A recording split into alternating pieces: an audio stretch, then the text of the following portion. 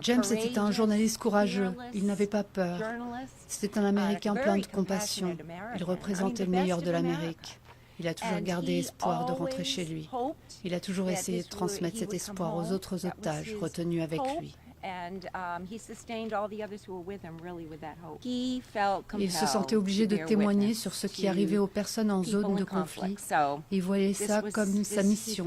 Il est mort à cause de cette compassion qu'il avait et cet amour. Je prie pour qu'on se souvienne de lui ainsi, pour qu'il ne soit pas mort en vain.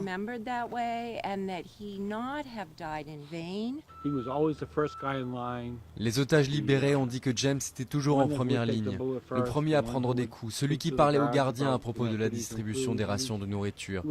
Il n'a jamais été un feignant, il était le porte-drapeau, c'était sa passion. Il voulait faire cela pour les autres. Il voulait faire cela pour ses camarades journalistes.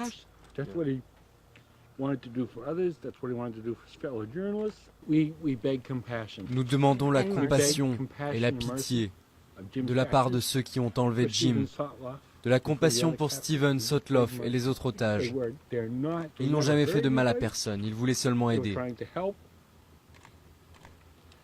Il n'y a aucune raison à ce qu'il y ait un massacre.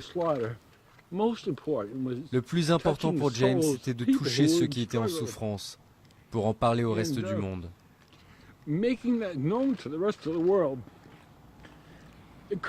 Il montrait le courage de ceux qui se battent contre l'oppression pour faire du monde un endroit meilleur, malgré les risques encourus.